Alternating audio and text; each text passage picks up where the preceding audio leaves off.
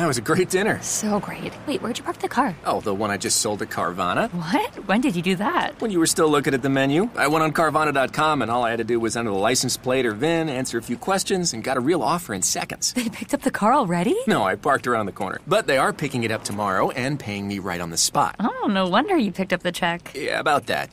Thought we were going halvesies. Sell your car to Carvana. Visit Carvana.com or download the app to get a real offer in seconds.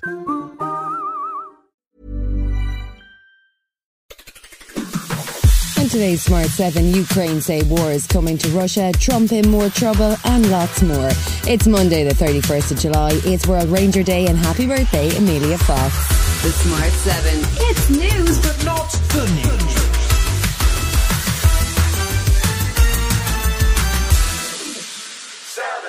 President Vladimir Zelensky warned on Sunday that war is coming to Russia after a number of Ukrainian drones were shot down over Moscow, damaging a number of office buildings.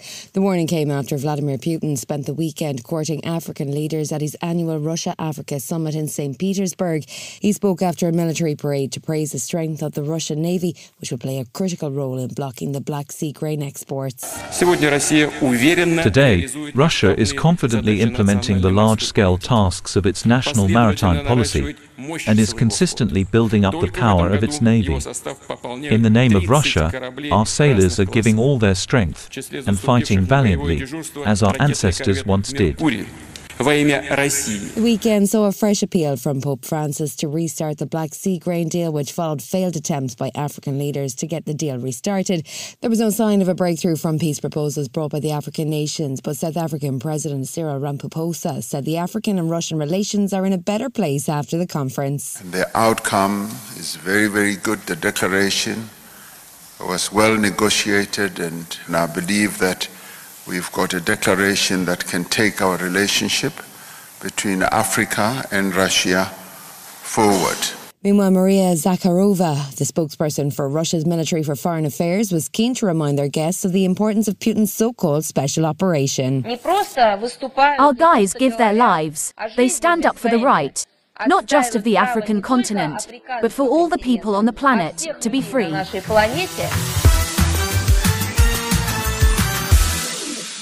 Donald Trump's legal troubles don't show any sign of going away, with the special counsel Jack Smith adding new charges to the ongoing Mar-a-Lago documents case late last week. He also indicted another Trump employee over what appears to be an attempt to delete security tapes from the Florida compound. The new charges for Trump are willful detention of defence information and 2 charges of obstruction. His Mar-a-Lago estate manager, Carlos de Oliveira, has now been indicted.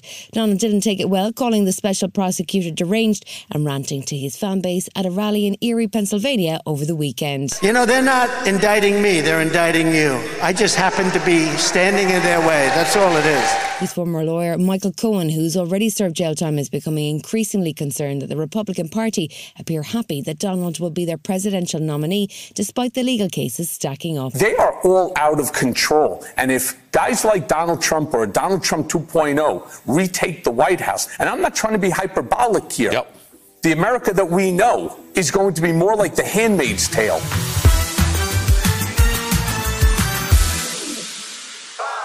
The row over the ultra-low emission zone in London continued across the weekend. The so-called ULEZ has been blamed for Labour's failure to win Boris's old seat in Uxbridge and Ruislip. And now a court case by 5 Conservative councils has failed to overturn the proposed new charges.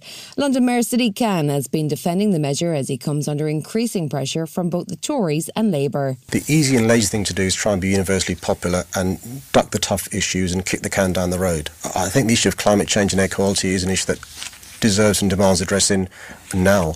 Prime Minister Rishi Sunak gave an interview to the Sunday Telegraph and he was busy taking aim at another measure aimed at reducing pollution. That's low traffic neighbourhoods. Rishi says he's on the side of the motorist and has asked the Department of Transport to review policies on LTNs.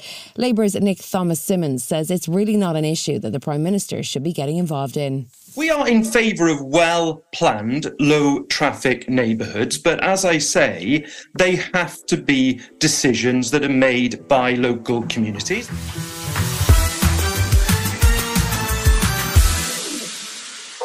Italy's Prime Minister Giorgia Meloni had a busy week last week. She was in Washington on Thursday to meet with US President Joe Biden, and she hit back at critics who've described her government as far right.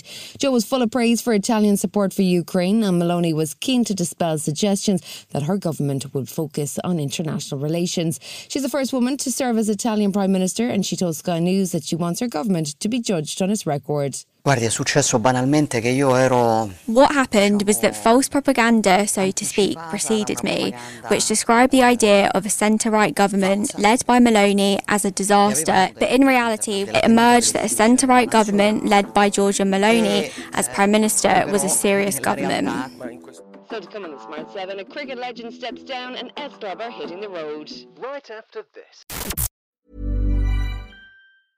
Hey, babe, what you got there? This is a check from Carvana. I just sold my car to them. I went online and Carvana gave me an offer right away. Then they just picked up the car and gave me this. Oh, that's a big check. Well, obviously you could put this towards your next car, or we could finally get that jacuzzi, or I could start taking tuba lessons, or I could quit my job and write my memoir. Or I can put it towards my next car with Carvana. Sorry, your check, not mine. Sell your car to Carvana. Visit Carvana.com or download the app to get a real offer in seconds. Welcome back.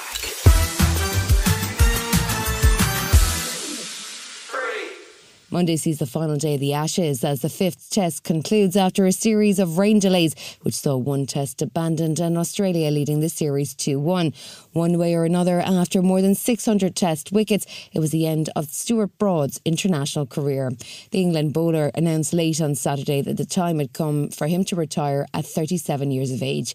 He's had a remarkable career, winning the 2010 T20 World Cup and the Ashes back in 2015. You know, it's been a wonderful ride, a huge privilege to wear the Nottinghamshire and the England badge as much as I have, and you know, I'm loving cricket as much as I ever have. It's been such a wonderful series to be a part of, and I've always wanted to finish at the top, and this series just feels like it's been one of the most enjoyable entertainment I've been a part of.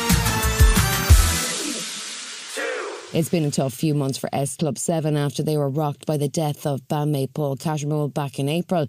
They had announced a reunion tour shortly before his death, and there had been speculation that it might not go ahead. Former bandmate Hannah Spirit won't be joining the tour, but the group, now known simply as S Club, are going ahead with dates starting in October. They popped up in the One Show to explain why they've decided the show must go on. We never really thought about not coming back. It was just, we just needed time, obviously, to take it all in and just pause for a bit and spend time together and work out what we were going to do next. But yeah, we're just fueled even more now because Paul was just beyond excited about the tour. So excited. And so we're now doing it in his honour.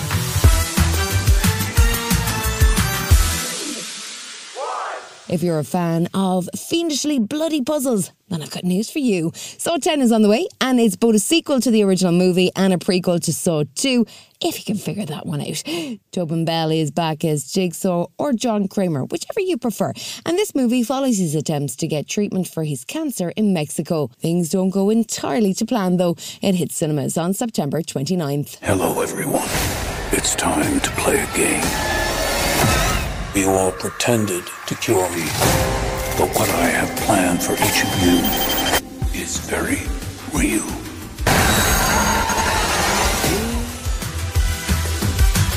You've been listening to The Smart 7. We'll be back tomorrow at 7 a.m. Hit that follow button and have a great day. Give us 7 minutes and we'll give you the world. Tired of ads barging into your favorite news podcasts? Good news. Ad-free listening on Amazon Music is included with your Prime membership. Just head to amazon.com/ad-free news podcasts to catch up on the latest episodes without the ads.